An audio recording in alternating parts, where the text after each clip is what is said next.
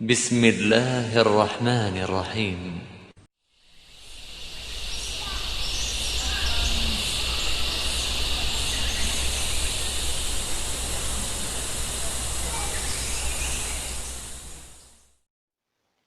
Bismillahirrahmanirrahim. Assalamualaikum warahmatullahi wabarakatuh. Berjumpa kembali dalam pembelajaran biologi. Insya Allah hari ini kita akan membahas tentang keanekaragaman hayati. Apa itu keanekaragaman hayati?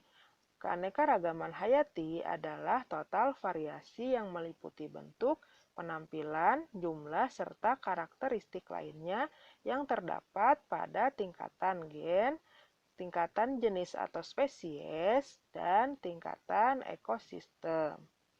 Kita akan membahasnya satu persatu.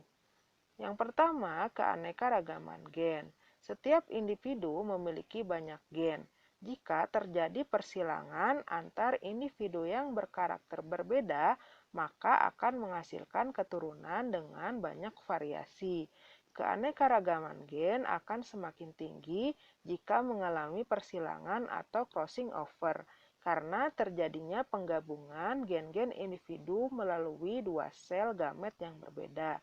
Contohnya, ayah yang berambut keriting menikah dengan ibu yang berambut lurus. Kemudian, mereka akan memiliki anak dengan kemungkinan masing-masing rambut lurus, rambut keriting, dan rambut ikal. Nah, ini contohnya pada ayam. Ayam memiliki variasi atau varietas yang berbeda-beda. Ada ayam Bali, ayam Bangkalan, ayam Sumatera, ayam Banten, dan yang lainnya. Ataupun pada bunga mawar.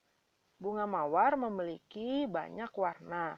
Ada yang berwarna putih, berwarna merah, berwarna merah muda, ataupun warna-warna lainnya seperti kuning, biru, ungu, dan ada pula yang memiliki warna pelangi.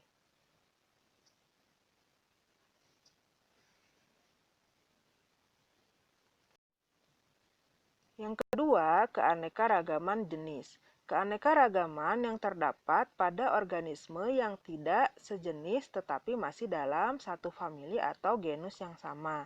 Biasanya memiliki kemiripan, tetapi perbedaannya tampak dengan jelas. Contohnya pada kelompok atau keluarga pinang-pinangan. Antara kelapa dan pohon pinang memiliki kemiripan pada daun dan pada tampilannya, tetapi sudah bisa dibedakan. Contoh lain pada lontar, pinang merah, aren, dan kelapa sawit, mereka masih satu keluarga, tetapi sudah bisa dibedakan. Ataupun pada keluarga kucing, harimau, singa, kucing, dan cheetah itu masih satu keluarga, tetapi masih bisa dibedakan dan jelas perbedaannya.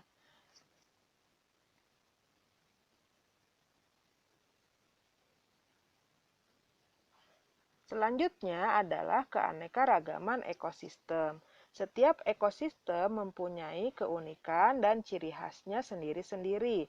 Keanekaragaman tingkat ekosistem menggambarkan jenis populasi organisme dalam suatu wilayah. Contohnya, misalnya pada ekosistem pantai akan berbeda dengan ekosistem di padang rumput. Begitu pula dengan ekosistem hutan berdaun jarum akan berbeda dengan ekosistem hutan hujan tropis. Ini dipengaruhi oleh faktor biotik dan abiotik yang terdapat pada ekosistem tersebut. Fauna dan flora di Indonesia dibedakan menjadi 3 wilayah berdasarkan garis Wallace dan garis Weber. Garis Wallace terbentang membatasi Pulau Kalimantan dan Pulau Sulawesi. Sedangkan garis Weber berada di Kepulauan Maluku dan memisahkan pulau-pulau di Nusa Tenggara dan Pulau Papua.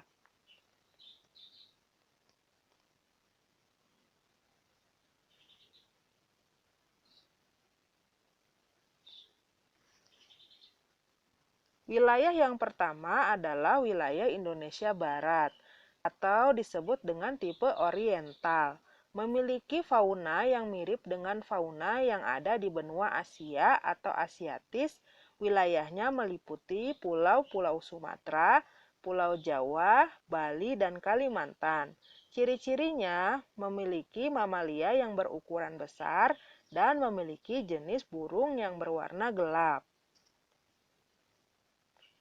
Ini contohnya burung pipit, elang Jawa, badak bercula satu yang endemik di Ujung Kulon,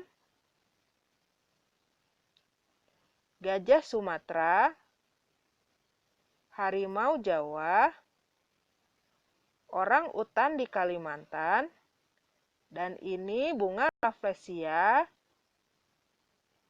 dan bunga bangkai. Daerah persebaran yang kedua adalah wilayah Indonesia Timur atau tipe Australian. Mempunyai fauna yang mirip dengan fauna yang ada di benua Australia. Wilayah ini meliputi Papua dan sekitarnya. Ciri-cirinya, mamalia berukuran kecil, jenis burung berwarna cerah dan menarik, dan memiliki jenis mamalia berkantung. Contohnya ini burung kasuari, walabi, koala, kanguru, kanguru mantel merah yang hampir punah,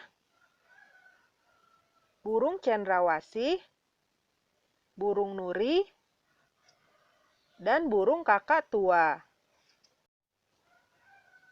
Wilayah ketiga adalah wilayah Indonesia Tengah atau tipe peralihan. Mempunyai fauna peralihan antara Asiatis dan Australis, meliputi Sulawesi, Nusa Tenggara, dan Maluku. Ciri-cirinya merupakan hewan endemik atau hanya terdapat di daerah asalnya, tidak ditemukan di tempat lain. Contohnya tapir, anoa,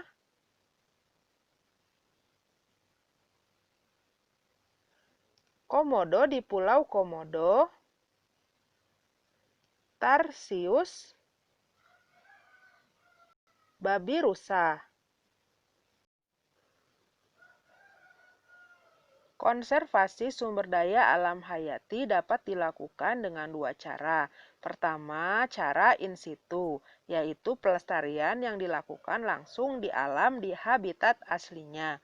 Contohnya cagar alam Suaka Marga Satwa, Taman Nasional, dan Taman Laut. Yang kedua, ex situ, yaitu pelestarian yang dilakukan bukan di habitat aslinya. Contohnya di kebun binatang dan kebun raya.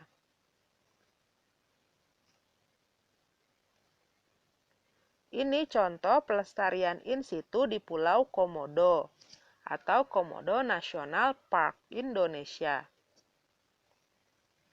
Dan ini contoh pelestarian ex situ di Taman Safari Bogor, Jawa Barat.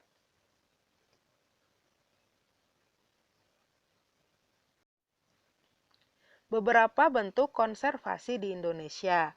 Yang pertama, cagar alam.